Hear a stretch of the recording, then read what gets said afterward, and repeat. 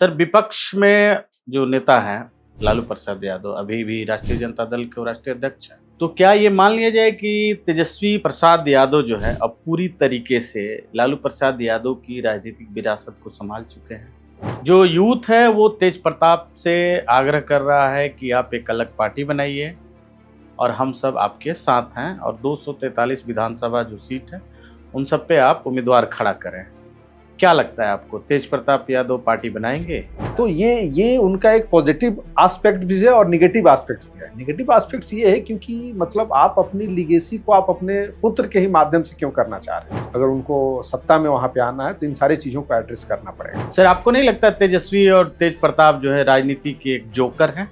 देश की जो जनता है वो इन सब चीज़ों को बहुत अच्छे तरीके से समझती है। तो मुझे लगता है कि अब ऐसा नहीं होगा कि हमारे पिताजी पहलवान हैं तो हम भी पहलवान हो जाएंगे। क्या सर, बिहार में जो बीजेपी है नीतीश कुमार के मुख्यमंत्री पद के बिना तैयार हो पाएगी? नमस्कार दोस्तों, मैं हूं पंकज कुमार और आप देख रहे हैं द अपीलिंग भारत। और आज हमारे साथ हैं दिल्ली विश्वविद्यालय के associate professor doctor Manoj Kumar, जो कि एक राजनीतिक विशेषज्ञ भी हैं। सर, आपका आज के इस खास एपिसोड में स्वागत है। दोस्तों, आज हम चर्चा करेंगे बिहार पॉलिटिक्स के ऊपर, जहां हम बात करेंगे उन तमाम सारे नेताओं के बारे में जो उभरते हुए नेता तो हैं ही, साथ में एक परिवारवाद की फैक्ट्री की पैदाइश भी है। और साथ ही हम बात ये भी करेंगे कि नीतीश कुमार के बाद कौन होगा बिहार का अगला मुख्यमंत्री, कौन नीतीश कुमार के सामाजिक न्याय के समाजवादी मॉडल को आगे ले जाने की काबिलियत रखता है। तो सर, पहला सवाल आपसे ये है मेरा कि बिहार जो है हमेशा से देश की राजनीति को लीड किया है, चाहे वो इंदिरा गांधी का दौर हो या चाहे आज़ादी का दौर हो। आज़ादी से पहले जब महात्मा गांधी जब इंडिया आए तो महात्मा गांधी, मोहनदास करमचंद गांधी, महात्मा गांधी तभी बन पाए, नेता तभी बन पाए जब वो चंपारण गए। और उसके बाद फिर उनकी पूरी देश में एक धमक हुई। आज उन्हीं के तर्ज पे बहुत सारी वहाँ पॉलिटिकल पार्टीज भी काम कर रही हैं, बहुत सारे सामाजिक संगठन भी काम कर रहे हैं, और हर राज्य जो है ये कोशिश में रहता है कि बिहार क्या कर रहा है उसको फॉलो अप करने का। तो क्या सर, ये पहला सवाल ये है कि सर, बिहार की जो मौजूदा राजनीति है, जो वहाँ जो प्रमुख दल और जो नेता हैं, क्या है उनका अभी तक का जो सिनेरियो है? देखिए पंकज जी, आपने बड़ा अच्छा सवाल किया। बेसिकली अभी बिहार एक मतलब बहुत ही इमर्जिंग इश्यूज है इस समय, क्योंकि वहाँ 2025 में विधानसभा के चुनाव होने हैं। और चूंकि भारत एक विश्व का सबसे बड़ा लोकतांत्रिक देश है और यहाँ एक फेडरल स्ट्रक्चर है। जी जी। तो बिहार की एक फेडरल स्ट्रक्चर में बहुत बड़ी भूमिका है भारतीय राजनीति में। और मैं आपको कहना चाहूँगा कि बिहार सिर्फ एक राज्य नहीं है, बल्कि एक राजनीति का प्रयोगशाला है। आपको ये समझना होगा, क्योंकि देखिए बिहार, अभी जैसे आपने क्वेश्चन में कहा कि महात्मा गांधी जब बिफोर इंडिपेंडेंस भी बिहार का बड़ा ही इम्पोर्टेंट रोल रहा है फ्रीडम मूवमेंट में। और जब महात्मा गांधी जी जब अफ्रीका से आए तो सबसे पहले उन्होंने अपना मूवमेंट जो शुरू किया वो बिहार से शुरू किया और चंपारण सत्याग्रह से शुरू किया। तो आप समझ सकते हैं कि पूरे देश का भ्रमण करने के बाद जिस प्रकार से उन्होंने बिहार को चुना, और नो डाउट वहाँ पे बिहार में किसानों की जो समस्या थी, जिस प्रकार से ब्रिटिशर्स एट्रोसिटी कर रहे थे, वहाँ का एग्रीकल्चर जो क्रॉप्स था उसको डिस्ट्रॉय कर रहे थे, और एक बड़ा ही मजबूत एजिटेशन वहाँ पे इमर्ज कर रहा था। और वहाँ पे महात्मा गांधी जी गए और वहाँ से चंपारण से शुरू किया। तो आप समझ सकते हैं कि स्वतंत्रता आंदोलन के समय में बिहार की क्या भूमिका रही है। आज हम जब मॉडर्न एरा में आफ्टर इंडिपेंडेंस जब बिहार को देखते हैं, तो मैं आपके सवाल का जवाब देने से पहले मैं थोड़ा सा इतिहास में जाना चाहूँगा। क्योंकि देखिए बिहार की जो उत्पत्ति हुई और लगभग सारे देश की उत्पत्ति हुई, और वहाँ से एक लिगेसी रहा है बिहार का, चाहे एकेडमिक दृष्टिकोण से देख लीजिए, शिक्षा में जिस प्रकार से वहाँ पे जो यूनिवर्सिटीज, चाहे नालंदा विश्वविद्यालय हो, विक्रमशिला हो, जो एक इम्पोर्टेंस रहा है, और वो लिगेसी को आज मेंटेन नहीं कर पा रहा है। क्योंकि देखिए बिहार की जो लिगेसी है वो एक दिन में नहीं बनी है, उसके पीछे बहुत सारे आर्यभट्ट से लेके हमारे जितने भी थिंकर्स जो भी हुए हैं, जिन लोगों ने इस देश, इस मतलब सिर्फ बिहार को नहीं बल्कि पूरे विश्व को दिया है। तो बिहार हमेशा से देने वाला राज्य रहा है। लेकिन आज के इस मॉडर्न एरा में जिस प्रकार से बिहार के साथ अगर आप मतलब अगर फेजेस वाइज देखें, 1947 के बाद से किस प्रकार से बिहार को डायरेक्शन दिया गया, नेहरू की जो पॉलिसीज जो बनाया उन्होंने, जो कि जो भी वहाँ का मिनरल्स है वो बाहर जाएगा, और जिसके चलते वहाँ पे इंडस्ट्रियल ग्रोथ नहीं हो पाया, इस तरीके की तमाम चुनौतियां हैं। तो मैं ये कहना चाहूंगा कि बिहार जो राज्य है सिर्फ वो एक राज्य ही नहीं है, बल्कि वो मतलब पूरे पॉलिटिक्स का एक प्रयोगशाला है, और वहाँ की जो जनता है वो बड़ी ही मतलब जटिल के साथ साथ जागरूक भी है। तो आपको इन सब चीजों को भी ध्यान में रखना होगा। तो मुझे लगता है कि अभी की जो चुनौती है, आने वाले समय में इस चुनाव में इन सारे चीजों को एड्रेस करना पड़ेगा, क्योंकि आज 21st सेंचुरी में जिस प्रकार से यूथ लेड पॉलिटिक्स पूरी पॉलिटिकल पार्टीज कर रही हैं, और जिस तरीके से यूथ एस्पिरेशनल हो चुका है, not only in Bihar, across the India, across the world जो यूथ है वो बदलाव चाहता है। तो मुझे लगता है कि बिहार में उसकी झलक आने वाले चुनाव में देखने को मिलेगी।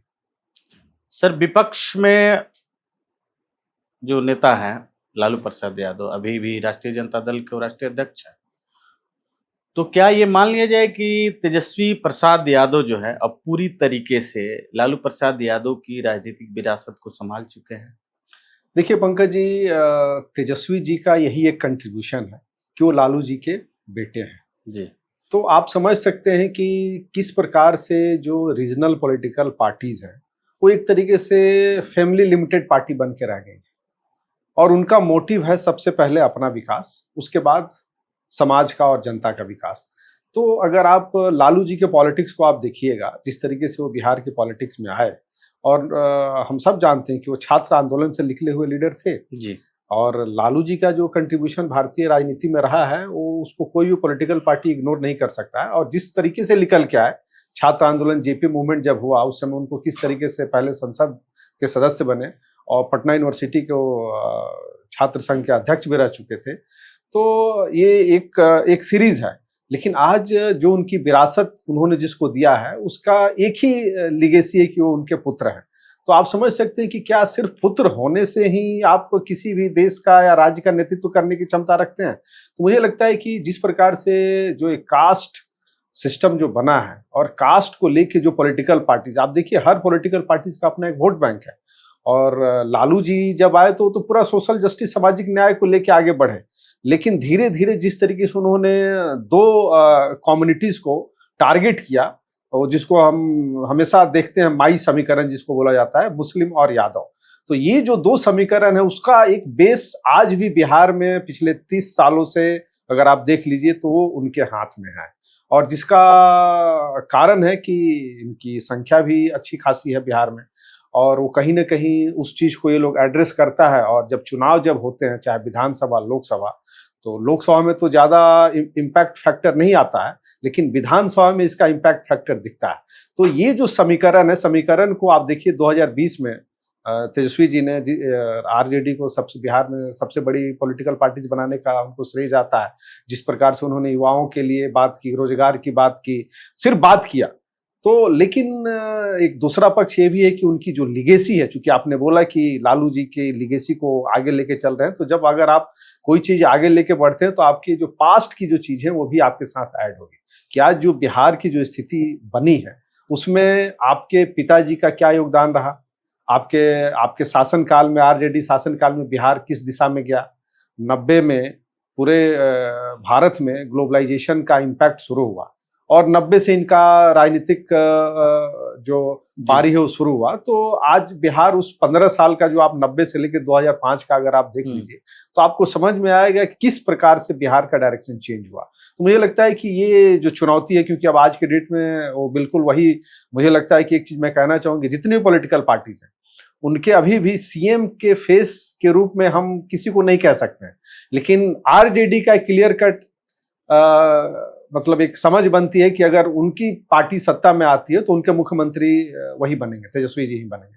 तो मुझे लगता है कि ये सारी चीजें हैं। और बाकी अभी चूंकि नीतीश जी जिस तरीके से काम कर रहे हैं, उनका जो एक 2005 के बाद से जिस प्रकार से उन्होंने बिहार की राजनीति को एक विकास पुरुष के नाते एक डेवलपमेंट रास्ते पे लेके आए, तो उसमें भी बहुत सारे फेजेज हैं। 2005 से 10 का अगर आप उनका कार्यकाल देखिए तो उसमें उन्होंने बड़े ही अच्छे तरीके से वो सारी चीजों को दूर करने का प्रयास किया। लेकिन बाद में जिस तरीके से वो एक तरीके से वो सारी जो स्कीम थी डिरेल हुआ, लेकिन फिर भी आप उनको अगर जब कंपैरेटिव स्टडीज करेंगे तो आप ये कहेंगे कि नीतीश जी के शासनकाल में और एनडीए शासनकाल में बिहार का ग्रोथ हुआ है, हर लेवल पे ग्रोथ हुआ है। लेकिन अभी दूसरा पक्ष ये भी आता है कि जिस प्रकार की उनकी नीति रही है, जो दल बदलने का, जिस तरीके से कभी आरजेडी में चले जाते हैं फिर कभी बीजेपी में आ जाते हैं, तो इसका भी कहीं ना कहीं बिहार के समाज में इस बार इस चीज को लेके एक इश्यूज बन रहा है। और जिस प्रकार से उनका स्वास्थ्य अभी जो दिख रहा है, तो मुझे लगता है कि ये भी एक चुनौती होगी कि आने वाले समय में बिहार की जनता किधर रुख करती है। सर, बहुत ही अपने तरीके से जवाब दिया, लेकिन एक सवाल खड़ा हो रहा है कि तेजस्वी यादव ने भी शादी जो है दूसरे धर्म की किसी लड़की से किया, और उसी लालू प्रसाद यादव के जो बड़े बेटे हैं, अपने प्यार को उजागर उन्होंने किया, तो उनको घर से, पार्टी से, हर जगह से निकाल दिया गया। ये कहाँ तक सामाजिक न्याय संगत है? देखिए, सबसे पहला चीज तो ये जो सवाल है ये बिल्कुल व्यक्तिगत सवाल है, और मुझे लगता है कि व्यक्तिगत व्यक्ति के बारे में हमें चर्चा नहीं करना चाहिए क्योंकि उनके पर्सनल इश्यूज हैं। लेकिन चूंकि वो एक पॉलिटिकल फिगर है, वो एक लीडर ऑफ अपोजिशन है और दूसरे एमएलए हैं और पूर्व में मंत्री भी रह चुके हैं, तो ऑब्वियस है कि बिहार का जो समाज है वो इमोशनल समाज है। इस चीज को आपको समझना होगा। आप भारत के जितने भी राज्य हैं, अगर भारत के सारे राज्यों का अगर ह्यूमन बिहेवियर का स्टडीज कीजिए तो उसमें आपको डिफरेंसेस दिखेगा। जिसको हम बोलते हैं ना कि इंडिया का जो डाइवर्स सोसाइटी है वो स्टेट का डाइवर्स सोसाइटी है, और हर राज्य के लोगों का अपना एक सोचने का ढंग है, समझने का ढंग है। तो खास करके इस प्रकार के जो तेज प्रताप जी का जो इश्यूज आया है, और अभी आपने तेजस्वी जी का जो उनके मैरिज के बारे में बताया, तो मुझे लगता है कि ये बिहार एक ऐसा समाज है चूंकि कंजर्वेटिव सोसाइटी है वहां पे, और सारे लोग वहीं से निकले हुए लोग हैं, और आप उसी समाज की राजनीति कर रहे हैं। तो मुझे लगता है कि आज के इस 21st सेंचुरी में भी ये इम्पैक्ट डलेगा, क्योंकि समाज वहां पे बड़ा ही पर्सनल होकर सोचता है। आप अगर पब्लिक फिगर हैं, तो अगर आपका इंडिविजुअल मैटर है, तो अगर सोसाइटी में अगर आता है, पब्लिक प्लेटफॉर्म पे अगर डिस्कशन का पार्ट बनता है, तो उसका राजनीतिक नफा और नुकसान दोनों होता है। तो मुझे लगता है कि इस तरीके की जो घटनाएं आई हैं, ये मुझे लगता है कि अगर ये लोग सॉर्ट आउट नहीं करता है तो इसका राजनीतिक जो नुकसान वहां पे होना तय है। लोग आजकल देख रहा हूं सर, इस मुद्दे पे मीम्स लोग शेयर कर रहे हैं। लोग बोल रहे हैं कि छोटा वाला करे तो रासलीला है, बड़ा करे तो कैरेक्टर ढीला है। ये पूरा, और ऊपर तेजस्वी और उनकी वाइफ की फोटो, और नीचे अनुष्का यादव और तेज प्रताप की फोटो लगा के, और ये टैगलाइन चल रहा है पूरे मीडिया में, सोशल मीडिया पे छाया हुआ है। देखिए, एक चीज तो मैं कहना चाहूंगा पंकज जी कि बेसिकली अभी चुनाव का समय है, तो ऑब्वियस है कि जो भी अपोजिशन है या जिस तरीके का भी एक सोशल मीडिया नैरेटिव पॉजिटिव और नेगेटिव दोनों है, तो मुझे लगता है कि इसका लोग मिसयूज कर रहा है। लेकिन इसमें उस लालू परिवार की एक लिगेसी है, उनको इसमें आके जल्द से जल्द क्लियरिटी, एक मैसेज देना चाहिए जो भी है, क्योंकि अभी तक उस पोस्ट के बाद से उनका कोई पब्लिक स्टेटमेंट उस केस को लेके नहीं आया है। मुझे लगता है कि जितना जल्दी इसको ये लोग अगर सॉर्ट आउट करें, नहीं तो इसका नेगेटिव इम्पैक्ट पड़ेगा इस बार के चुनाव में। जो यूथ है वो तेज प्रताप से आग्रह कर रहा है कि आप एक अलग पार्टी बनाइए और हम सब आपके साथ हैं, और 243 विधानसभा जो सीट है उन सब पे आप उम्मीदवार खड़ा करें। क्या लगता है आपको, तेज प्रताप यादव पार्टी बनाएंगे? नहीं, देखिए, एक चीज मैं आपको कहना चाहूंगा कि आज भी आरजेडी का जो एग्जिस्टेंस है वो न तेज प्रताप की है न तेजस्वी की है, वो लालू जी का है। लालू जी जिधर जाएंगे बिहार की जनता उधर ही जाएगी। जो उनके पार्टी के जो लोग, जो फॉलोअर्स हैं या जो उनके वोटर्स हैं। तो अब रही बात कि लालू जी कहाँ खड़े हैं, तो अगर इसको आप देखिएगा तो अभी भी वो तेजस्वी को एक तरीके से उन्होंने अपना लिगेसी सौंप चुके हैं, और जिस तरीके से उनको प्रमोट किया जा रहा है, तो मुझे आप देख ले अगर आप पिछले 7-8 साल का जो चुनावी उनका जो यात्रा है उसको देखिए, तो उसमें हमेशा से उन्होंने उनको आगे किया है। हाँ, तेजस्वी जो चाहते वही होता है। तो ये उनका एक पॉजिटिव एस्पेक्ट भी है और निगेटिव एस्पेक्ट्स भी है। निगेटिव एस्पेक्ट्स ये है क्योंकि मतलब आप अपनी लिगेसी को आप अपने पुत्र के ही माध्यम से क्यों करना चाह रहे हैं, क्योंकि आप जिस तरीके से आए थे, आप एक छात्र आंदोलन से निकल के आए थे, लेकिन आपने इस तरीके से अपने नेतृत्व को दिया, तो मुझे लगता है कि यहीं पे बीजेपी और जेडीयू इस चीज को गेन करेगी। क्योंकि देखिए, आप जितने भी रीजनल पॉलिटिकल पार्टीज हैं, सब में परिवारवाद ही चल रहा है। अगर आप देख सकते हैं पूरा नॉर्थ से लेके साउथ तक, कश्मीर से लेके कन्याकुमारी तक, आप जो भी इस तरीके का जो लिगेसी पॉलिटिक्स है सारे जगह फैमिली लिमिटेड ही पार्टी है। तो मुझे लगता है कि आज का जो यूथ है वो लिगेसी को एक्सेप्ट करने को तैयार नहीं है। आप जब तक समाज में वहां पे जो भी जिसमें भी योग्यता है, क्षमता है, उसको आप आगे नहीं बढ़ाएंगे, उसको लेके नहीं आएंगे, तो आने वाले समय में आप वही कांग्रेस की आप स्थिति देख सकते हैं। आज केंद्र में राहुल जी जिस प्रकार से उस लिगेसी पॉलिटिक्स को लेके आगे बढ़ने का प्रयास कर रहे हैं, लेकिन अभी भी सफलता उनको नहीं मिल पा रही। जी। तो मुझे लगता है कि ये उसी के तर्ज पे हर स्टेट में रीजनल पॉलिटिकल पार्टीज उसी कांग्रेस कल्चर को अडॉप्ट करके ये लोग आगे बढ़ रहे हैं, और ये अब सबका दूसरा तीसरा जनरेशन आ गया है। तो आप समझ सकते हैं कि समाज बदल रहा है। और बिहार में पहले ही अपने वक्तव्य में कहा कि बिहार राजनीति की प्रयोगशाला है। तो इस बार का जो मैंडेट होगा वो बड़ा ही डिफरेंट मैंडेट होगा बिहार की जनता का, क्योंकि बिहार की जनता ने सब चीज को देख लिया और कि आज बिहार कहाँ पे है और हमें कहाँ पे होना चाहिए, और जिस प्रकार के लीडरशिप वहाँ पे है अभी आज के डेट में, वो चाहे पक्ष का और विपक्ष का हो, वो मगर मैं अगर व्यक्तिगत रूप से देखता हूँ तो मुझे लगता है कि उसमें बहुत ही रिफॉर्म करने की जरूरत है, क्योंकि वो लोग बिहार के जो रियल इश्यूज हैं, जो रियल चैलेंजेस हैं, जो इम्पैक्ट जहाँ पे डलना चाहिए, वो लोग उसका पेनिट्रेशन नहीं कर पा रहा, जिसके चलते मुझे लगता है कि आने वाले समय में जो भी पॉलिटिकल पार्टीज हैं, अगर उनको सत्ता में वहां पे आना है तो इन सारी चीजों को एड्रेस करना पड़ेगा। सर, आपको नहीं लगता तेजस्वी और तेज प्रताप जो है राजनीति के एक जोकर हैं? नहीं, देखिए, मैं ये चीज आपके इस चैनल के माध्यम से मैं इस बात को नहीं बोल सकता, क्योंकि देखिए ये भारत एक लोकतांत्रिक देश है और जो भी इस देश का नागरिक है या जो राज्य का नागरिक है उसको राइट्स है कि आप कॉन्स्टिट्यूशन के आधार पे आप अपने आप को पार्टिसिपेट कर सकते हैं।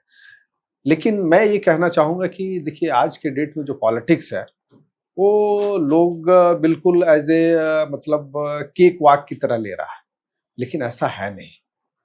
आज अगर लालू जी की लीगेसी बनी है तो उन्होंने संघर्ष किया, उन्होंने वो स्टूडेंट डे से और जब तक सक्रिय राजनीति में रहे तब तक उन्होंने संघर्ष किया और उसका आउटकम सोसाइटी ने एक्सेप्ट किया और उसको आउटकम भी दिया। उसी प्रकार से जितने भी आप जो भी इस तरीके के जो लीडर जिनके पुत्र अभी इस चीज को लीड कर रहे हैं, उन्हें वो संघर्ष करने को मौका नहीं मिला। और देश का जो समाज है, देश की जो जनता है, वो इन सब चीजों को बहुत अच्छे तरीके से समझती है। तो मुझे लगता है कि अब ऐसा नहीं होगा कि हमारे पिताजी पहलवान हैं तो हम भी पहलवान हो जाएंगे। बिल्कुल बिल्कुल, बहुत सही बात बोली सर आपने। तो इसलिए आपको परफॉर्म करना पड़ेगा, आपको जनता से कनेक्ट करना पड़ेगा और जनता के जो भी समस्याएं हैं उसको दूर करना पड़ेगा और आपको जनता की तरह दिखना भी पड़ेगा। आप देखिए, एक्चुअली आप देखिए भारत का जो स्टेट का जो डायनेमिक्स है, आप देखिए हर स्टेट का अलग कल्चर है और आपको उस कल्चर में अपने आप को अडॉप्ट करना पड़ेगा। इसीलिए हम बोलते हैं जो हमारा फेडरल स्ट्रक्चर है, जो हमारे संविधान का समझिए कि यूएसपी है, यही है कि विभिन्नताओं के बावजूद भी हम सब एक हैं संविधान के सामने। तो मुझे लगता है कि जो पॉलिटिकल पार्टी इस चीज को समझती है, जो जनता के बीच में जाती है, आप देख सकते हैं कि ये जो जितने भी रीजनल पॉलिटिकल पार्टीज है, अभी बिहार में ही अगर मैं बिहार की बात हम लोग कर रहे हैं, बिहार पे चर्चा कर रहे हैं, तो आप देख सकते हैं कि कोई भी बड़ा प्रोग्राम या कोई भी कैंपेन इन पार्टियों के द्वारा अभी तक बिहार में शुरुआत नहीं हुआ है। अभी ये लोग चुनाव के समय 2 महीना 3 महीना पहले आते हैं और आके टिकट बांटना शुरू करते हैं, जातीय आधार पर टिकट देते हैं, समीकरण बनाते हैं और फिर उसी के हिसाब से जो प्रेजेंट गवर्नमेंट है उसका क्रिटिसाइज करते हैं और चुनाव में उतर जाते हैं और तरह तरह के वादे करके चले आते हैं कि 20 लाख लोगों की नौकरी दे देंगे। तो बेसिकली ये लोग पॉलिटिकल टूरिस्ट हैं। बिल्कुल बिल्कुल। तो मुझे लगता है कि इस बार बिहार की जनता इस चीज को मैसेज देगी, क्योंकि उसका कारण ये है क्योंकि केंद्र की जो सरकार है पिछले 10-11 साल से जिस प्रकार से मोदी जी के नेतृत्व में पूरे भारत को उन्होंने एक सांचे में ढालने का जो प्रयास किया है अपनी योजना के माध्यम से, पॉलिसीज के माध्यम से, अपने कमिटमेंट और अपने कन्विक्शन के माध्यम से, वो मुझे लगता है कि हर राज्य इस चीज को फॉलो करने के लिए तैयार बैठा हुआ है। हर जनता वहां तैयार बैठी हुई है कि हमें उसी डायरेक्शन में जाना है, क्योंकि अब एक चीज प्रूव हो गया है कि सबको इकोनॉमिक विकास चाहिए, सबको आर्थिक विकास चाहिए, सबको हिस्सेदारी चाहिए। और आप देख सकते हैं कि बहुत बड़े बड़े डिसीजन अभी लिए गए हैं जिसका इम्पैक्ट बिहार के राजनीति में पड़ेगा। बिल्कुल सही बात है।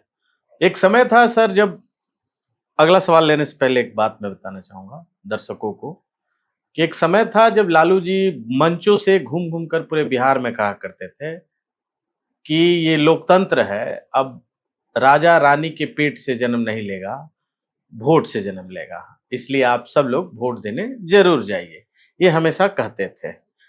अब आते हैं सर अगले सवाल पर। नीतीश कुमार जी 7 निश्चय और जो सुशासन बाबू और जो सुशासन मॉडल को उन्होंने रचा है, क्या आज भी वो प्रासंगिक है? देखिए कितना रेलेवेंस है आज? पंकज जी, ऑब्वियस है किसी भी पॉलिटिकल पार्टी के द्वारा या व्यक्ति के द्वारा जब कोई भी स्कीम लागू की जाती है और उसका 100% अगर इम्प्लीमेंटेशन होता है तो उसको फायदा मिलता है। और नीतीश जी ने नो डाउट 2005 से लेके जिस प्रकार से उन्होंने जो आपने बताया 7 निश्चय, अगर हम उसमें कुछ मुख्य मुद्दों पे बात कर लें, जैसे सड़क, शिक्षा, जी, स्वास्थ्य, बिजली पानी, वहां पे लड़कियों के लिए साइकिल प्लस शराबबंदी, ये पूरे बिहार के सोसाइटी में एक मेजर रिफॉर्म का काम किया और ये ग्रासरूट तक पहुंचा है और उसी का फायदा उनको आज भी मिल रहा है, क्योंकि उन्होंने बिहार के ही समाज में एक ऐसा वर्ग तैयार किया जो इस आधार पे वोटिंग करता है। तो ऑब्वियस है कि इसका तो फायदा उनको मिलता ही है और उसी के लिए आज भी वो एक रिलेवेंस बने हुए हैं। उनकी राजनीति, बिहार की राजनीति में वही उनका रिलेवेंस है। और रही बात कि इन्होंने कभी भी, ऑब्वियस है कि हर पॉलिटिकल पार्टी एक जाति आधारित चीजों को लेकर चलती है, लेकिन इनका नैरेटिव अगर आप देख लीजिए तो जिस तरीके से इन्होंने मतलब आप जैसे कि दलित में महादलित भी बनाया, पिछड़ा में अति पिछड़ा भी बनाया, तो बेसिकली उसका इंपॉर्टेंस ये था कि हम किस तरीके से जो समाज में जो बिल्कुल अंतिम पायदान में बैठा हुआ व्यक्ति है उसको हम कैसे अपने स्कीम के माध्यम से, अपनी योजना के माध्यम से उसको मेन स्ट्रीम में शामिल करें और उसका जो उनको फायदा मिलता है।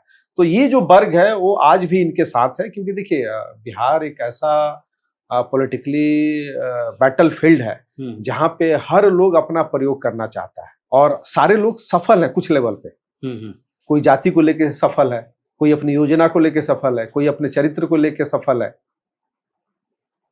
तो हर एक्सपेरिमेंट तो हम, इसीलिए मैंने अपने पहले वक्तव्य में कहा कि बिहार राजनीति का एक प्रयोगशाला है। आप बिहार की तुलना बाकी राज्यों से नहीं कर सकते। तो ये भी एक उसका, बिहार के साथ इस चीज को हम ऐड करके देखते हैं कि बिहार की जो जनता है वो डिफरेंट एस्पेक्ट्स में बटी हुई है और उसमें जो समीकरण जो बैठा लेता है उसकी सत्ता में आ जाता है।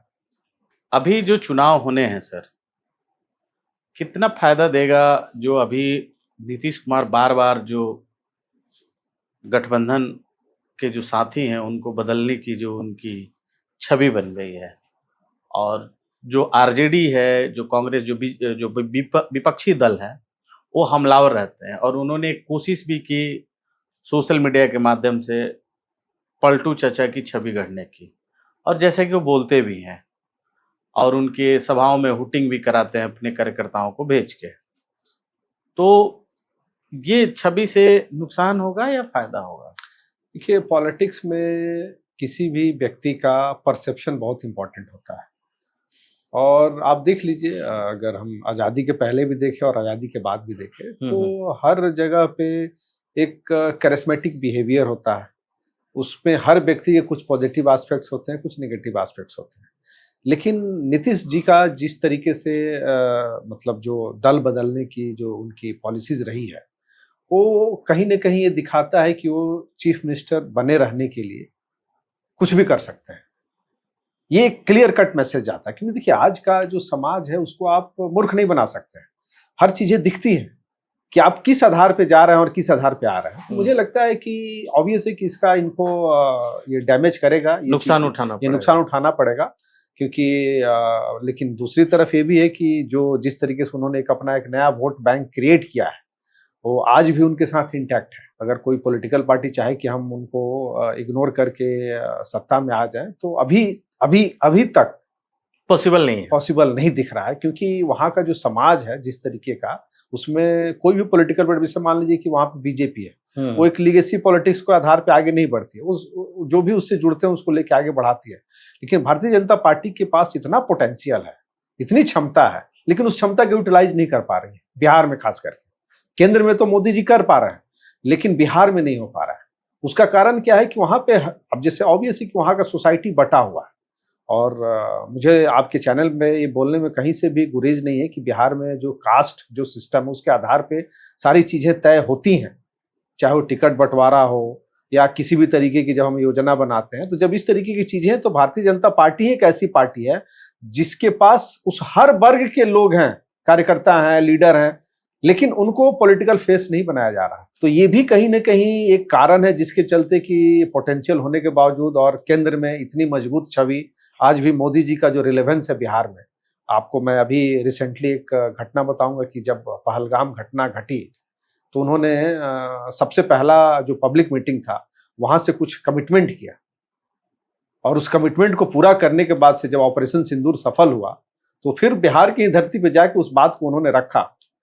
तो मुझे लगता है कि बीजेपी के पास एक केंद्र में तो बहुत मजबूत छवि है जो कि पूरे देश में उसका इम्पैक्ट फैक्टर देखने को मिल रहा है, बिहार में भी मिल रहा है, लेकिन वहां का जो राज्य नेतृत्व है वो इस चीज को टैकल नहीं कर पा रहा है, वो वहां के लोगों को जोड़ नहीं पा रहा है, जिसके चलते जो रीजनल पार्टीज हैं, जो जातियों के नाम पे सब अपना अपना दुकान खोल के बैठे हुए हैं।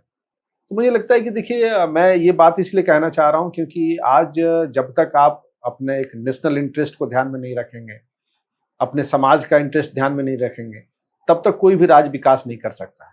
और ये जो रीजनल पार्टी हैं, ये इस तरीके की जो पॉलिटिकल पार्टीज हैं, वो सिर्फ अपने बेनिफिट्स के लिए काम करती हैं, जो किसी न किसी रूप से लॉन्ग टर्म में उस समाज के लिए और राज्य के लिए बड़ा ही नेगेटिव रोल प्ले करता है। क्या सर बिहार में जो बीजेपी है नीतीश कुमार के मुख्यमंत्री पद के बिना तैयार हो पाएगी? देखिए, पहला चीज की राजनीति में जो दिखता है वही बिकता है। तो अभी आज के डेट में अगर हम जो लोग डिस्कशन कर रहे हैं, इस स्थिति में तो नीतीश कुमार जी ही एनडीए के कैंडिडेट हैं, और अभी तक किसी ने भी, वो चाहे बीजेपी हो या जेडीयू की तरफ से, वो दूसरे किसी का नाम नहीं आया। और गठबंधन में भी सरकार चल रही है, केंद्र में भी उनकी समर्थन से सरकार चल रही है। तो मुझे लगता है कि अभी भी एनडीए के कैंडिडेट नीतीश कुमार जी हैं। अब आगे चुनाव के बाद क्या होगा, ये बिल्कुल मतलब एक साइलेंट है, हिडन है कि चुनाव के बाद की क्या स्थिति बनती है, कैसे सीट्स आते हैं, उसके बाद क्या डिसीजन होगा। लेकिन भारतीय जनता पार्टी ने नीतीश जी को बनाया, अपनी कम सीट होने के बावजूद भी 2005 में सबसे पहले इनको मुख्यमंत्री का फेस बनाया जी। तो वो एक लिगेसी लेके चली आ रही है। और मुझे लगता है कि अभी के समय में, अभी आज की जो चुनाव जो हो रहा है, उसमें फेस नीतीश जी रहेंगे। प्रशांत किशोर सर जो है जन स्वराज यात्रा चला रहे थे, 2022 से गांव-गांव पद यात्रा कर रहे थे। तो क्या ये माना जाए कि प्रशांत किशोर बिहार में एक तीसरी ताकत बन के चुनाव में उभर सकते हैं? नहीं, मैं पंकज जी, ये अभी कहना बहुत ही जल्दबाजी होगा, क्योंकि देखिए बिहार का जो पॉलिटिकल बिहेवियर है, जो बिहार का जो मतदाता है, वो बहुत ही मैच्योर है। और ऑब्वियस है कि कोई भी उस राज्य का नागरिक है, वो क्वेश्चन बड़ा अच्छा रेज करते हैं, और जो उनका बैकग्राउंड है, जिस तरीके से वो राजनीति में आए हैं, वो बिहार ही नहीं पूरे देश की जनता जानती है। तो मुझे लगता है ये छवि भी कहीं ना कहीं उनको निगेटिविज्म की तरफ लेके वहां पे जनता के बीच में लेके जा रही है, क्योंकि वो, मुझे लगता है कि इस देश के कोई ऐसा पॉलिटिकल पार्टी नहीं है जिसके साथ वो किसी न किसी रूप से जुड़ के काम किए हों। और आज वो बिहार में उन्होंने जन स्वराज पार्टी बना के जिस तरीके से युवाओं के बीच में, किसान के बीच में, महिला के बीच में जो बात कर रहे हैं, लेकिन बिहार का जो समाज है, बेसिकली आप देखिए, मैं आपको 2-3 एग्जाम्पल देना चाहूँगा कि अगर आप खुद अगर किसी मूवमेंट को लेके लीड करना चाहते हो, तो वो भी जो जिस चीज से बिहार ग्रसित है वही चीज को भी प्रमोट कर रहे हैं। बिहार में कास्टिज्म सबसे ज्यादा चरम लेवल पे, हम हर चीज का तय उसी से करते हैं। आज उसी आधार पे वो भी लेके जा रहा है। अगर आपके अंदर गट्स था, आपके अंदर अगर पॉलिटिकल कन्विक्शन था, आप बात तो बहुत सही कर रहे हैं कि बिहार को हमें बदलना है, माइग्रेशन को रोकना है, युवाओं को नौकरी देना है, इस तरीके की तमाम इश्यूज है जो कि वहां के यूथ को कैच कर रहा है। लेकिन उन्होंने अपना नेतृत्व किसी दूसरे को दिया, वो कास्ट समीकरण बनाने लगे, भारती जी को दिया। तो इसके पीछे का क्या मोटिव है? इसका पीछे का मोटिव है कि जिस तरीके से बाकी पॉलिटिकल पार्टीज जो काम कर रही हैं, आप भी उसी ट्रैक पे जा रहे हैं। तो बिहार की जनता मूर्ख नहीं है। बिहार की जनता को पता है कि हम अपना वोट जो है, क्योंकि मैं पहले ही बोला कि बिहार का जो वोटर है बड़ा ही मैच्योर है, वो इस तरीके से अपने वोट को बर्बाद नहीं करेगा। तो मुझे लगता है कि इनकी जो नीति और रीति है, उसमें कहीं ना कहीं हो सकता है उनका थिंकिंग प्रोसेस हो, और खुद अपने आप को पीछे रख रहे हैं। अगर आप बिहार बदलने की बात कर रहे हो तो आप अपने आप को लीड करो ना, आप खुद आगे आओ ना। आप पढ़े लिखे व्यक्ति हो, आपकी एक समझ बनती है, आपके पास एक मॉडल है। दूसरा चीज, भाई कोई भी सभ्य समाज जो शराब बंदी को खोलने की जो बात वो कर रहा है, आप समझ सकते हैं कि इसके पीछे का क्या मोटिव है उनका। अभी रिसेंटली दिल्ली में केजरीवाल सरकार जो गई, उसी शराब नीति के चलते गई, और आज उसी की बात कर रहे हैं। आप क्या समझ बात कर रहे हैं सर? बोल रहे हैं कि हम अगर सत्ता में आएंगे तो जो लिकर पॉलिसी है उसको फिर से इंप्लीमेंट करेंगे। गौर से सुनिए। तो आप समझ सकते हैं कि जो एक पढ़ा लिखा व्यक्ति अच्छा, इस चीज को प्रमोट कर रहा है, क्योंकि शराब ठीक है, वो आपकी इकोनॉमी के लिए अच्छा हो सकता है, लेकिन समाज के लिए अच्छा नहीं हो सकता है।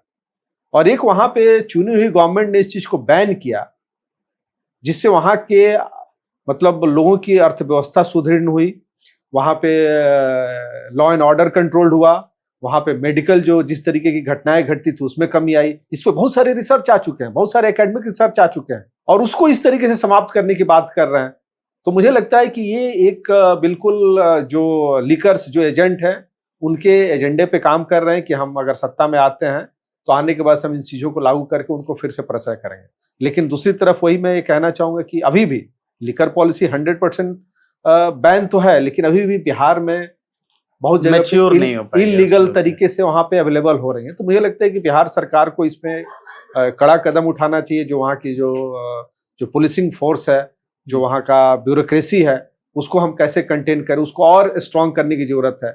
तीसरा, इसको लोग बोलता है कि टूरिज्म कम हो गया है हमारा रेवेन्यू, तो हम उसका अल्टरनेट कर सकते हैं। ऐसे बहुत सारे ड्राई स्टेट हैं एग्जाम्पल्स भारत में जहां पे इस तरीके से बैन है, तो उसको हम किस तरीके से। सर गुजरात में भी है। बिल्कुल बिल्कुल। तो ऑब्वियसली गुजरात में बैन है, लेकिन वहां पे इम्प्लीमेंटिंग हम किस तरीके से कर रहे हैं। तो मुझे लगता है कि बिहार को भी उसी मॉडल की तरफ जाना चाहिए, क्योंकि मैं जब मतलब भारतीय नागरिक होने के नाते मुझे लगता है कि जो शराब है, आप देख सकते हैं कि जिस प्रकार के रिसर्च आ रहे हैं, कहीं से किसी के लिए बेनिफिट नहीं है। जबकि सबसे ज्यादा टूरिस्ट गुजरात गए सरदार पटेल की मूर्ति को देखने के लिए। बिल्कुल बिल्कुल। तो मुझे लगता है कि जो भी सरकार को अगर रेवेन्यू को ही पूरा करना है तो उसका अल्टरनेट उनको लेके चलना चाहिए, क्योंकि आज कोई भी यूथ या कोई भी पेरेंट्स नहीं चाहता है कि मेरा बच्चा या मेरी जो बेटी है वो लीकर का एडिक्शन में जाए या लीकर का यूज करे। तो ये मान लिया जाए सर कि प्रशांत किशोर को शराब माफिया फंडिंग कर रहे हैं। अब देखिए, इसका तो कोई प्रूफ नहीं है, लेकिन जिस तरीके से वो उसकी एडवोकेसी कर रहे हैं तो हो सकता है कि उसके पीछे का एजेंडा वही होगा। क्योंकि आप देख सकते हैं कि दिल्ली में केजरीवाल सरकार ने भी बिल्कुल वही पॉलिसी अपनाई, और जिस तरीके से वो मूवमेंट खड़ा किए, तो मैं आपके इस चैनल के माध्यम से कहना चाहूँगा कि इस देश में केजरीवाल जी ने आंदोलन को समाप्त कर दिया कि आने वाले 25-30 सालों तक इस देश में कोई आंदोलन नहीं हो सकता। जिस तरीके से उन्होंने चीट किया दिल्ली की जनता के साथ, पूरे भारत की जनता के साथ, तो मुझे लगता है कि उसी तर्ज पे प्रशांत किशोर जी भी वहाँ पे करने का प्रयास कर रहे हैं।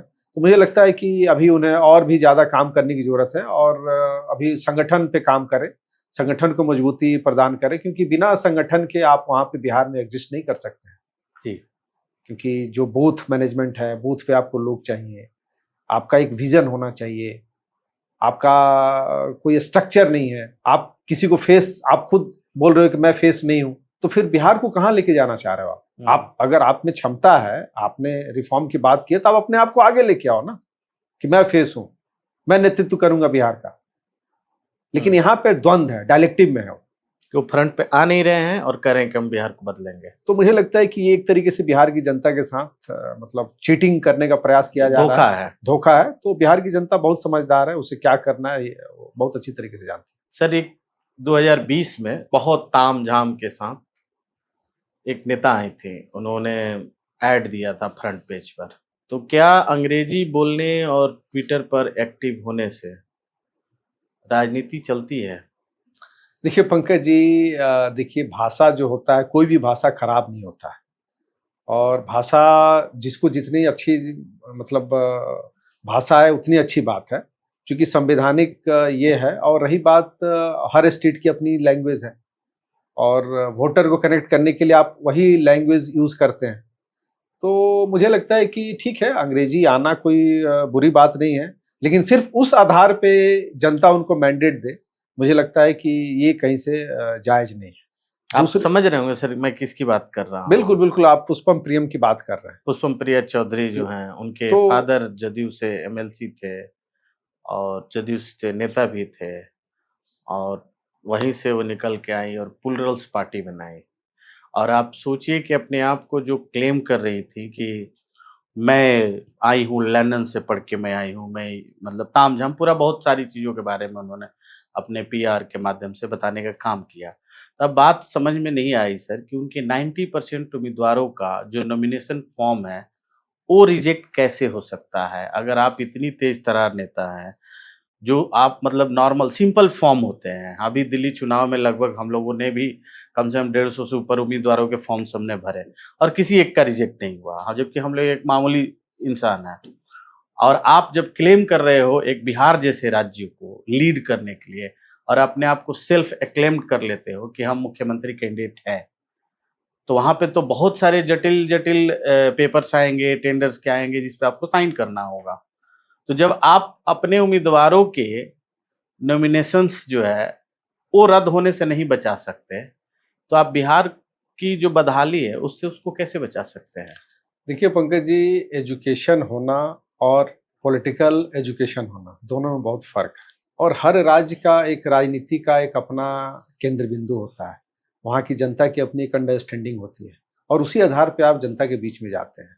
नो डाउट उनके पास एक बैकिंग था और जिस तरीके से उन्होंने अपने आप को प्रोजेक्ट किया, तो आप मानने के लिए तो आप भी मान सकते हो कि मैं देश का प्रधानमंत्री बन सकता हूँ, मैं देश का ये मानने से मैं तो राज्य नहीं का है, मुख्यमंत्री हो सकता हूँ। जनता मानने में मानेगी। कोई नहीं जा रहा है, लेकिन यहाँ पे जनता ही सब कुछ तय करती है जनता मानेगी तब तो कि बनेंगे। आप मुखिया बनेंगे कि नहीं बनेंगे, हाँ, आप वार्ड परिषद में जाएँ चुनने के चुने जा सकते हैं कि नहीं जा सकते हैं, विधायक बन सकते हैं कि नहीं बन सकते हैं, सांसद बन सकते हैं कि नहीं बन सकते हैं। उसके बाद वो सारे संसद सदस्य मुख्यमंत्री का चुनाव करते हैं। तो ये सेल्फ क्लेम करना, वो करने के लिए कोई भी कर सकता है, फ्रीडम ऑफ एक्सप्रेशन है, फ्रीडम ऑफ राइट्स है। लेकिन आपके सामने रिजल्ट आप खुद बता रहे हैं कि उनके 90% कैंडिडेट का फॉर्म रिजेक्ट हो गया। जी।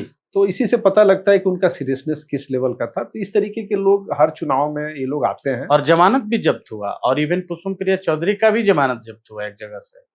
बिल्कुल, देखिए इस तरीके के लोग चुनावी मौसम में आते हैं और वो किसी न किसी के एजेंट के रूप में काम करते हैं।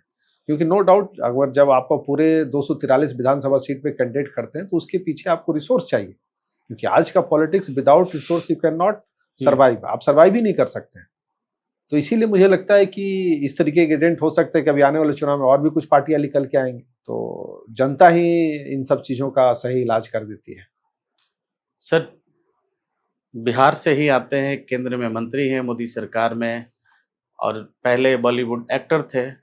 मैं बात कर रहा हूँ चिराग पासवान की। क्या वो रामविलास पासवान की जो विरासत है, जो राजनीति है, खास करके जो दलितों और पिछड़ों के मुद्दे पे मंडल कमीशन में भी रामविलास पासवान बहुत ही एक्टिव थे शरद यादव के साथ।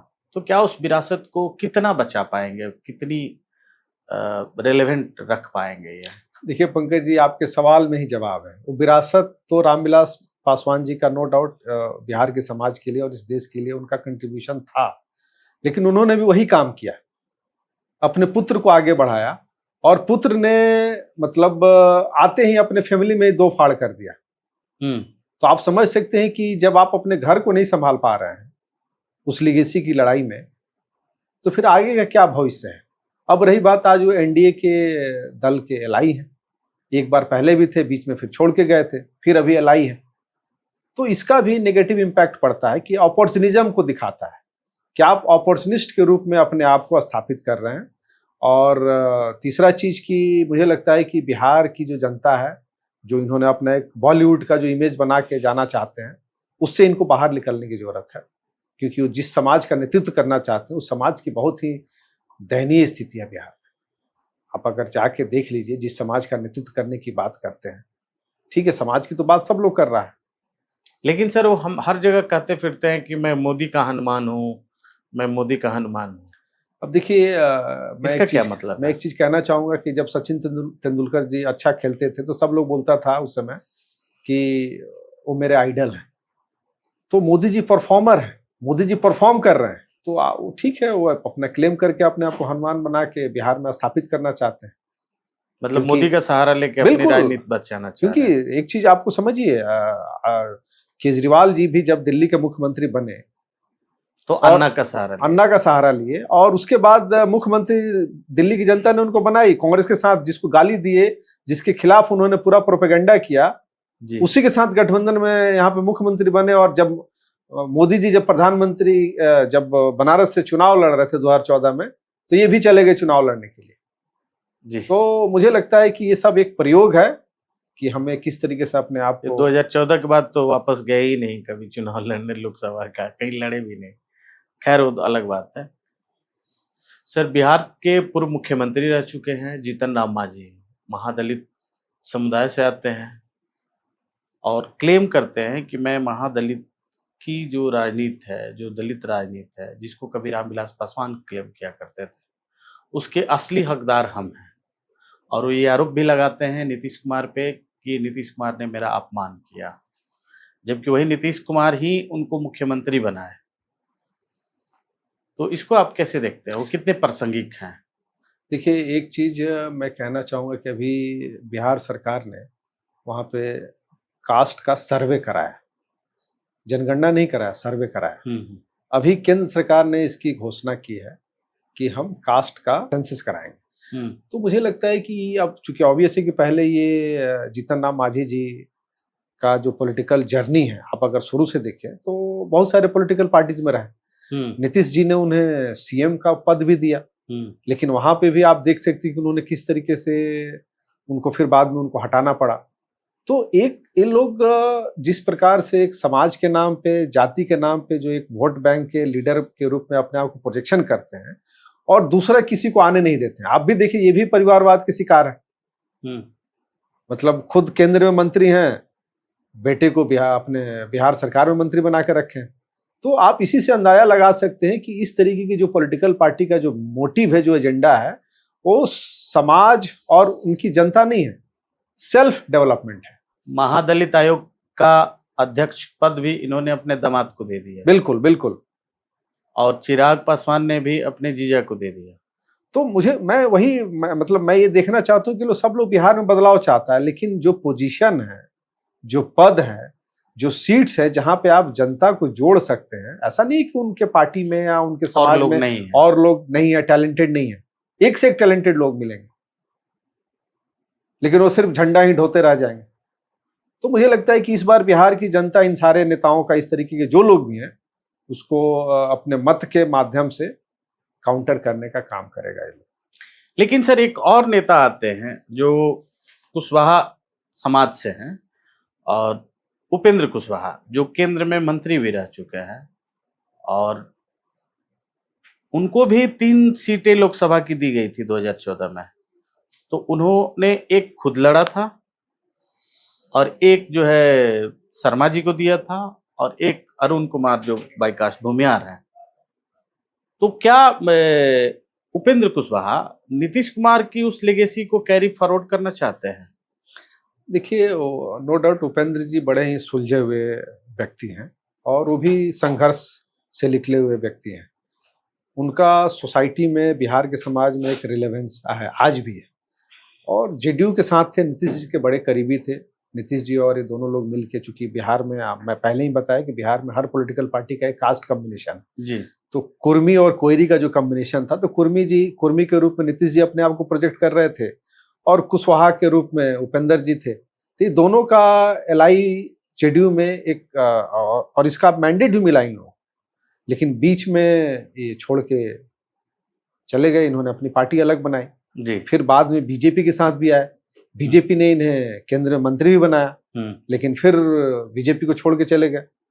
तो मुझे लगता है कि ये जो इस तरीके का जो अप्रोच है, जो भी पॉलिटिकल इंस्टेबिलिटी जो है, कि आप खुद अपने आप को स्थिर नहीं कर पा रहे हो, तो मुझे लगता है कि उन्होंने बिहार के समाज में जो उनका एक परसेप्शन पहले था, वो आज के डेट में कम हुआ है।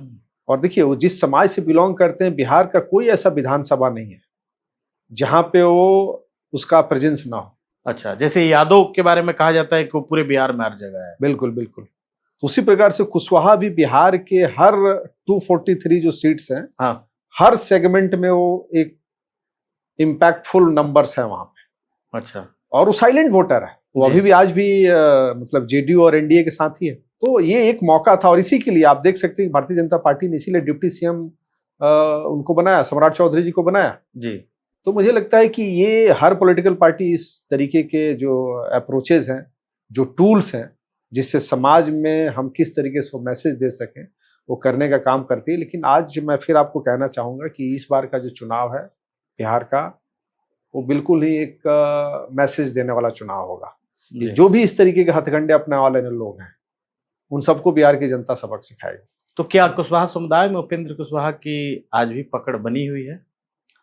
देखिए, मैं वही बोल रहा हूँ कि ऑब्वियस है कि जब आप सोसाइटी में काम करते हैं, जिस प्रकार से इन्होंने शुरू में संघर्ष किया, तो एक रिलेवेंस तो है, लेकिन उसको जब एनडीए गठबंधन में जब इनको सीट मिला, लेकिन उसको अभी लोकसभा चुनाव में उसको मतलब विक्ट्री के रूप में नहीं बदल पाए।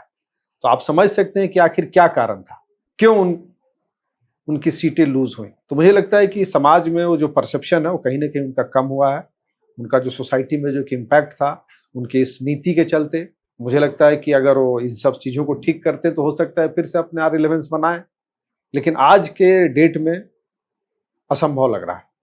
विकासशील इंसान पार्टी जो है अभी महागठबंधन का हिस्सा है, जो पहले बीजेपी में थे, सन ऑफ मल्ला मुकेश सहनी, क्या निषाद वोट बैंक में बिहार में वो किंग मेकर की भूमिका निभा सकते हैं? देखिए, मैं फिर वही बोल रहा हूँ कि किंग मेकर की भूमिका हो या किंग की भूमिका हो, ये सारी तय बिहार की जनता करेगी। लेकिन सिर्फ आप एक जाति के आधार पे आप अगर अपने आप को चाहते हो कि मैं बिहार का विकास कर लूंगा, तो ये थॉट प्रोसेस ही गलत है। आप जाति के आधार पे किसी भी राज्य का विकास नहीं कर सकते। आपको यूनिवर्सल थिंकिंग प्रोसेस होना चाहिए।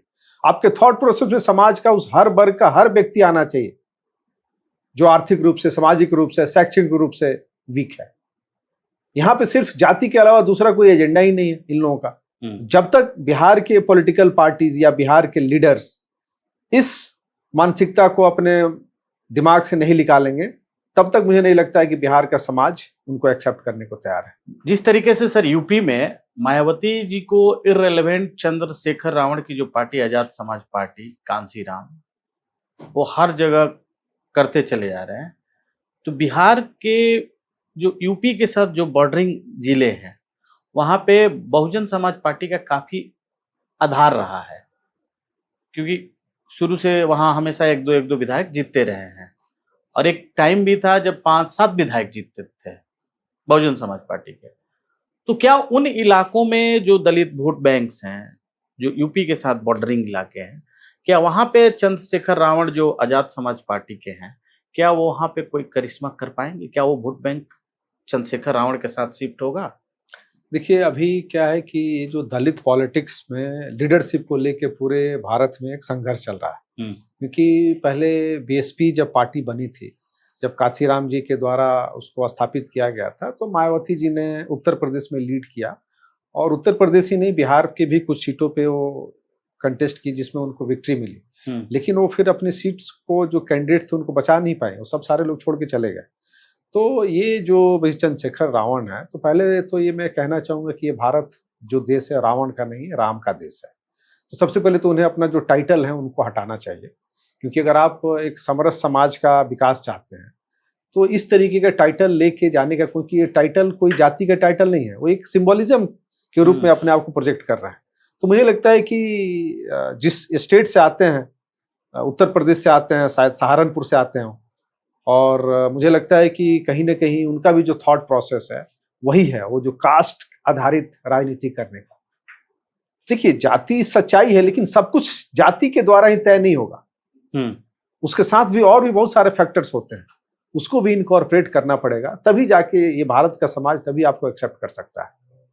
तो ये इनका जो प्रयास है बिहार के चुनाव में, हो सकता है ये युवाओं के बीच में जा रहे हैं, एक पर्टिकुलर वर्ग के बीच में जा रहे हैं। तो अभी देखिए, यूथ जो होता है बहुत ही एस्पिरेशनल होता है, क्योंकि यूथ जो भी होता है उसे लगता है कि हम सब कुछ कर सकते हैं, लेकिन जब उसे धरातल पे जब जाता है, जब उसे कुछ अपने इच्छा अनुसार नहीं मिलता है, तो फिर वो डिप्रेशन में चला जाता है। तो इस तरीके के जो लीडर हैं वो यूथ को गुमराह करने का काम ना करें, बल्कि उनको पॉजिटिव डायरेक्शन में लेके जाएं, क्योंकि देखिए, कोई भी समाज एक दिन में नहीं बनता है। ठीक है, सोसाइटी में बहुत सारी चीजें गलत हुई हैं, लेकिन आज के डेट में क्या हो रहा है उस पर आपको काम करना चाहिए। कि जो गलत चीज है उसको हमको कैसे ठीक करना है, कैसे उसको अकॉर्डिंग टू आवर कॉन्स्टिट्यूशन उसको मीट करना है, तब जाके हम एक भारतीय सभ्य समाज की स्थापना कर सकते हैं। बिल्कुल बिल्कुल सर। तो सर, तो क्या मान लिया जाए आज भी बिहार में जो जाति है वो एक वोटिंग फैक्टर है और खास करके मेन फैक्टर है? देखिए, एक चीज तो मैं कहना चाहूंगा कि जिस प्रकार से जब केंद्र का जब सेंटर चुनाव होता है लोकसभा का, तो वहां पे आप देखिए मोदी जी के नाम पे जिस तरीके से पूरे बिहार ही नहीं बल्कि पूरे भारत में जो एक सपोर्ट सिस्टम मिलता है, no doubt Bharatiya Janata party का संगठन बहुत मजबूत है और जिस तरीके से उन लोगों का एक काम करने का जो तरीका है वो किसी भी पॉलिटिकल पार्टीज के नहीं है और उसका बेनिफिट मिलता है इलेक्शंस में।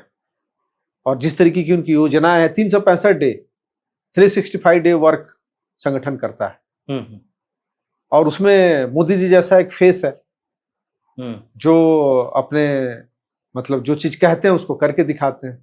जब कोई योजना लागू करते हैं या घोषणा करते हैं तो उसका उद्घाटन भी करते हैं विद इन।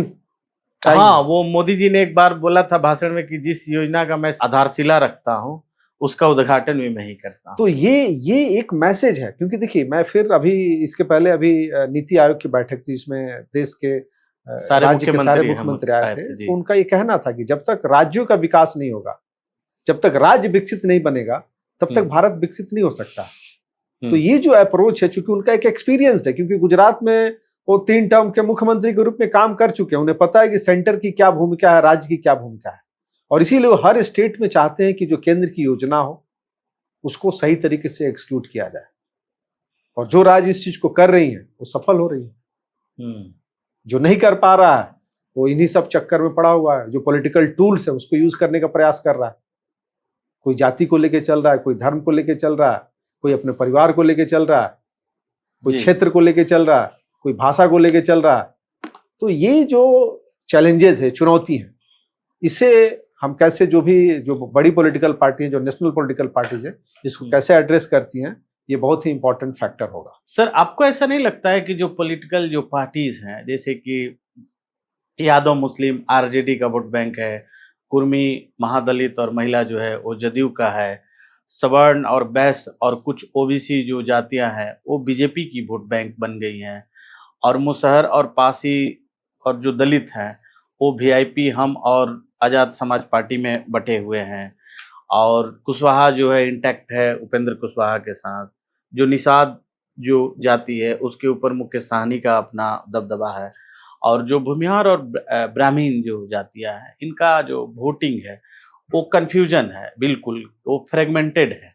लेकिन उसके बावजूद भी जदयू में जितने केंद्रीय मंत्री देख लीजिए, ललन सिंह भूमिहार हैं, महाचंद्र प्रसाद सिंह बने हैं अभी, वहाँ के सवर्ण आयोग के अध्यक्ष बने हुए हैं, आपको संजय झा देख लीजिए, और जबकि जो नीतीश कुमार को जो वोट मिला वो वोट मिला कुशवाहा का मिला, कुर्मी का मिला, महादलित का मिला, महिलाओं को मिला, और जैसा कि जातिगत जनगणना में ये साबित भी हो गया कि इनकी संख्या ज्यादा है, लेकिन मलाई तो कोई और खा रहा है।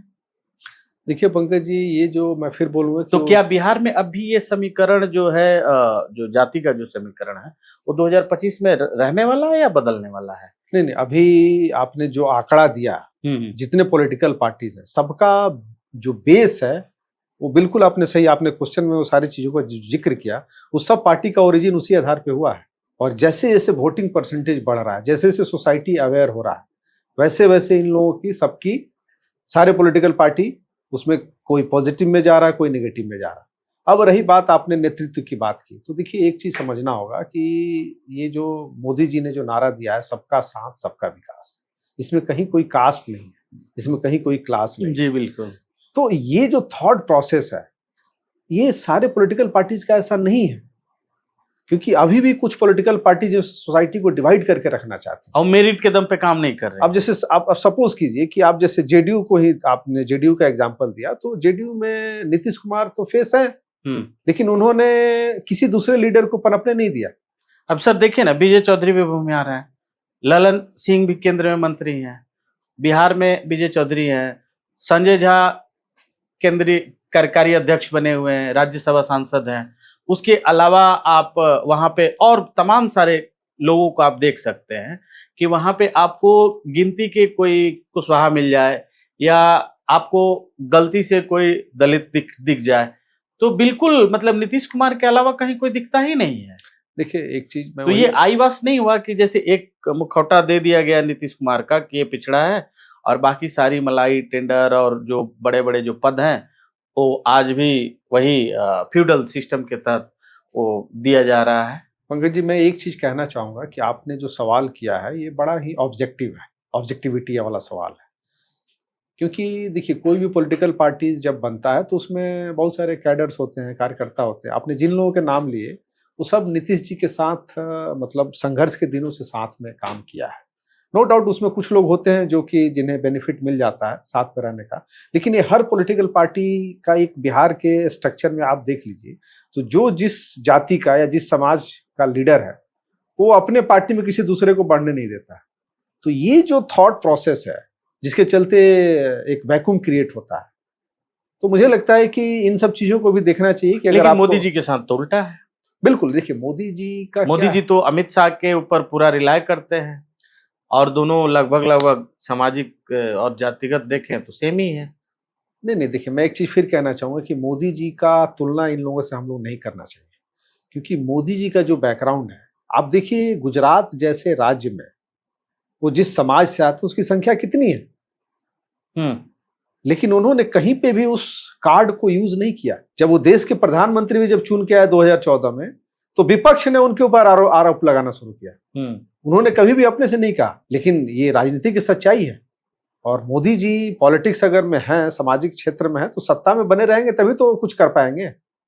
तो सत्ता में रहने के लिए बहुत सारी पॉलिटिकल पार्टीज जो टूल्स यूज करती हैं, लेकिन उनका टूल्स बिल्कुल डिफरेंट है। उनका टूल्स है वर्क, काम, इम्प्लीमेंटिंग। हम कैसे हर व्यक्ति तक पहुंचे, हम कैसे हर योजनाओं को ग्रास रूट तक लेके जाएं। जिस तरीके से उनका जनता 1 to 1 जो कनेक्ट करने की जो क्षमता है, आप बता दीजिए, आप भारत देश में ऐसा कौन सा राजनेता हुआ है, वो चाहे मुख्यमंत्री हो, प्रधानमंत्री हो, जो इतनी सभा किया हो, जो इतना दौरा किया हो, जो इतना कम्युनिकेशन किया हो। सही बात है। वो हर प्लेटफॉर्म पे एक्टिव हैं। वो आज भी वो युवाओं के बीच में परीक्षा पे चर्चा करते हैं, बच्चों से, छोटे बच्चों से, जिनका कोई वोट बैंक, कोई वोटर नहीं है, लेकिन फिर भी उनके बीच में जाते हैं। तो ये दिखता है कि उनका जो कॉज है नेशनल इंटरेस्ट है, सोशल इंटरेस्ट में है। और जिस तरीके की चुनौतियां हैं भारत के सामने, उस चुनौती को समझते हैं, क्योंकि जब तक भारत आर्थिक रूप से अपने आप को सुदृढ़ नहीं करेगा, तब तक जिस तरीके से हम घिरे हुए हैं चारों तरफ से, भारत क्रम्बल कर जाएगा। और इसीलिए मोदी जी इस चीज को जानते हैं, क्योंकि देखिए सोसाइटी को बांटना बड़ा आसान है जी। अंग्रेजों ने भी बांट के रूल किया 200 साल तक। उसके पहले जो इन्वेडर्स आए उन्होंने भी सोसाइटी को बांटा, और स्वतंत्रता के बाद से भी कांग्रेस जब सत्ता में आई तो उसने भी शुरुआत के जो 50 साल थे उसने भी डिविसिव पॉलिटिक्स किया। उसने भी समाज के सबका ग्रोथ नहीं करना चाहा ना, कुछ वर्ग का ग्रोथ करना, सिर्फ नारा दिया। लेकिन आज आप देख सकते हैं कि यहाँ पे नारा नहीं है बल्कि काम है। और इसीलिए आप देख सकते हैं कि आज मतलब हर जगह से जो विपक्ष की जो स्थिति धीरे धीरे, जो लोग सवाल, जो क्वेश्चन हो रहा है, जो आज भारत का युवा जो इतना एस्पिरेशनल हो गया है, कैसे हो गया? क्योंकि एक नेतृत्व करने वाला व्यक्ति सब चीज दिखा रहा है। तो मुझे लगता है कि ये सारी चीजें को भी तुलना करना चाहिए, तब जाके हम एक सब समाज की कल्पना कर सकते हैं। आखिरी सवाल है सर मेरा कि क्या, फिर से घूम के हम आते हैं उसी सवाल पे, कि क्या नीतीश कुमार के बाद बिहार में कोई ऐसा नेता है जो सामाजिक न्याय की जो उनकी राजनीति है उसको आगे लेके जा सकता है? देखिए पंकज जी, ये इन लोगों को सोचना चाहिए कि इन सब ने 25 साल 30 साल रेगुलर पॉलिटिक्स में बिहार का नेतृत्व करने का बिहार की जनता ने मौका दिया, लेकिन आज आपने जो सवाल किया, कोई फेस दिख नहीं रहा है। और किसी भी समाज में या राजनीति में पॉलिटिकल पार्टी फेस बनाता है, उसको मौका देता है, अपॉर्चुनिटी देता है लोगों के बीच में जाने का, अपना सक्सेसर तैयार करता है। और ये सारे सब छात्र आंदोलन से निकले हुए लोग हैं, वो चाहे लालू जी हो, नीतीश जी हो। रामविलास पासवान जी तो चले गए, अब नहीं रहे, तो उनके बेटे चिराग जी उस लिगेसी को आगे बढ़ा रहे हैं, लेकिन परिवार में उनके भी डिवीजन है। तो मुझे लगता है कि ये एक वैक्यूम है, ये क्राइसिस है बिहार के पॉलिटिकल पार्टीज के लिए, कि किसी भी पॉलिटिकल पार्टी ने अपना सक्सेसर, अपने ही पार्टी से निकाल के खड़ा नहीं किया, जिससे कि आगे वो नेतृत्व कर सके। तो एक चुनौती है।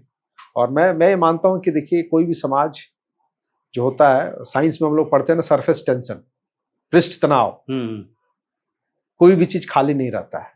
तो जनता, फिजिक्स में पढ़ते हैं हम लोग, फिजिक्स में, तो ये जनता, ये जो वैक्यूम है उसको ठीक कर ले। तो क्या सर, आखिरी सवाल ये, क्या आपको लगता है कि जदयू नीतीश कुमार के बिना टिक पाएगी?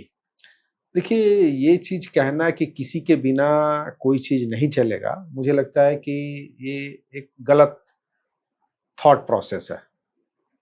क्योंकि हर व्यक्ति का और हर समाज में कोई ना कोई आता है जो उस चीज को लेके चलता है जी।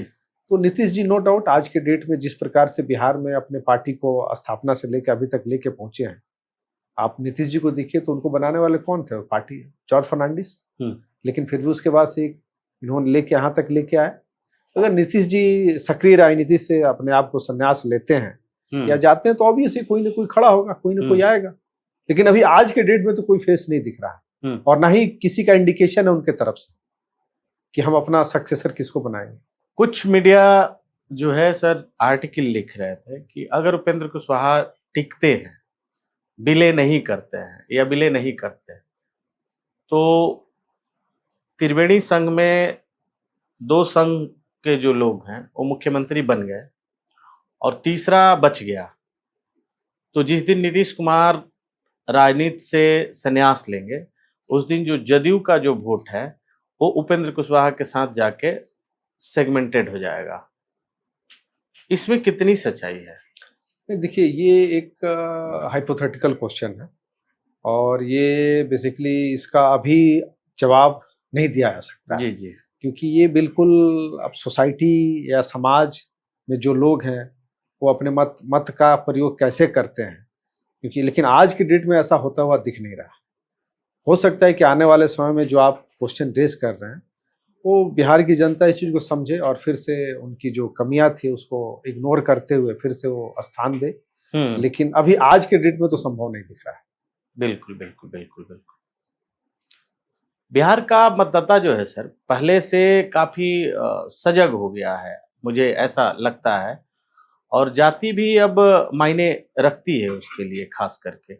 लेकिन जैसे सर युवा जो है अब भी रोजगार हो गया, शिक्षा हो गया, जो कानून व्यवस्था जैसे मुद्दों पर वोट कर रहे हैं, तो क्या ये मान लिया जाए कि 2025 में मुख्य मुद्दे जो हैं वो सरकारी नौकरी, जिस तरीके से 20 में घूम घूम कर तेजस्वी ने कहा था 10 लाख सरकारी नौकरी, 10 लाख सरकारी नौकरी, जिसके बदौलत उनको सबसे ज्यादा सीटें भी आई थी एक। तो क्या ये मान लिया जाए कि 2025 में भी जो रोजगार है, शिक्षा है और जो कानून व्यवस्था है, इन्हीं मुद्दों पे बिहार वोट करेगा? देखिए पंकज जी, आपने बड़ा ही अच्छा सवाल किया है।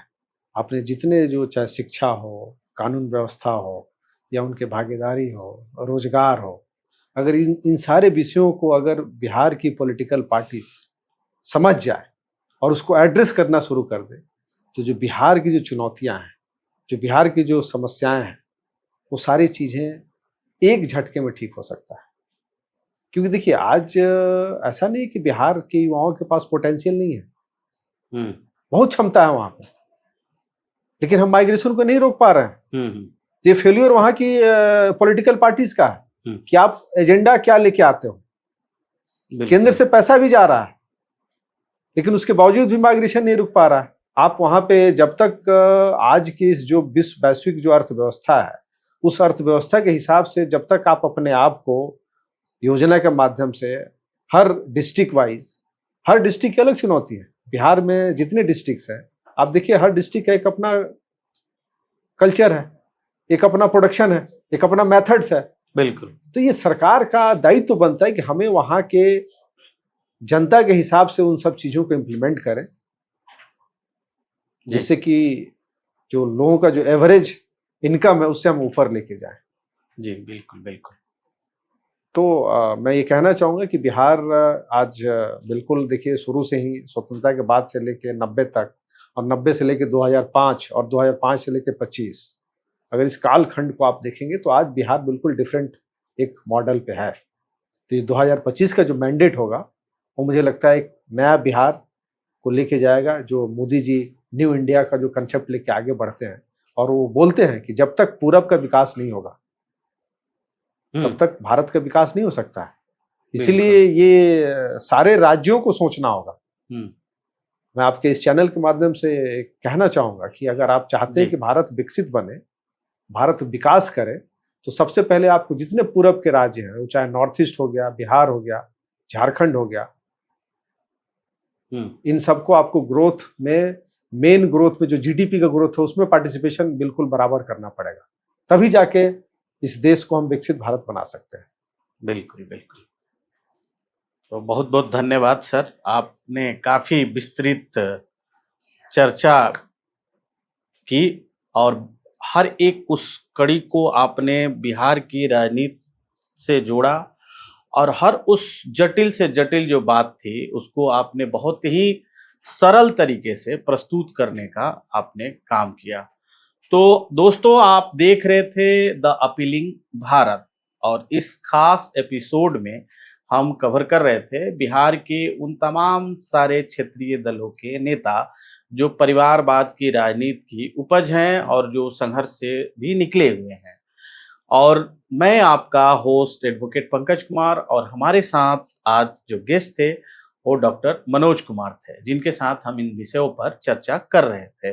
अगर हमारा ये एपिसोड आपको अच्छा लगा हो तो लाइक जरूर करें और शेयर करना बिल्कुल भी ना भूलें। और अगर आप बिहार से हैं तो सब्सक्राइब भी कर दें, क्योंकि आने वाला है बिहार का चुनाव 2025। तो हम जिन टॉपिक्स पर वीडियो बनाएंगे वो आपको बिहार की राजनीति को देश दुनिया में कहीं भी बैठे होंगे तो वो समझने में सहूलियत होगी और बैठे बैठे आप बिहार की राजनीति को समझ पाएंगे। अगर आप चाहते हैं कि बिहार की राजनीति से जुड़े हुए और भी जो पहलू हैं, जैसे कि माइग्रेशनल इकोनॉमी जो है, पलायन जो है उसका एक अर्थतंत्र है, जो शिक्षा है और तमाम सारे वहाँ मुद्दे हैं, बाढ़ की समस्या है, तो बिहार में समस्याओं की कमी नहीं है, फिर भी बिहार आगे बढ़ रहा है, ऐसा नहीं है कि नहीं बढ़ रहा है। जो 2005 का बिहार था वो अलग था और जो आज का बिहार है बिल्कुल अलग है। पहले मर्डर हो जाते थे, हफ्तों पुलिस नहीं आती थी, आज कहीं कुछ भी होता है क्राइम, पुलिस तुरंत पहुंचती है और अपराधियों के ऊपर कार्रवाई भी होती है। तो पहले एक फेल्ड स्टेट की थ्योरी के अंतर्गत बिहार कवर हो रहा था और आज एक उभरते हुए बिहार की श्रेणी में बिहार कवर हो रहा है एक स्टेट के। तो आप इसी तरीके के जो भी वीडियोज आप देखना चाहते हैं तो हमारे साथ विशेषज्ञों की एक बहुत बड़ी टीम है जिनके साथ हम इन सारे विषयों पे चर्चा करते हैं और हम लोग बिल्कुल ही सीरियस हैं, ये बिल्कुल मजाक का विषय नहीं है। और जो लोग ये सोचते हैं कि राजनीति जो है एक टूरिस्ट स्पॉट है और हम एक पॉलिटिकल टूरिज्म कर लेंगे और चुनाव जीत जाएंगे, तो बिल्कुल गलत सोचते हैं। तो आप हमारे चैनल को लाइक करें, सब्सक्राइब करें और हमें बिल्कुल सपोर्ट करें। और अगर चाहते हैं हमसे संपर्क करना तो हमारा ईमेल आईडी है theappealingbharat@gmail.com पर आप हमें मेल करके संपर्क कर सकते हैं। जय हिंद, जय भारत। मिलते हैं फिर नेक्स्ट एपिसोड में।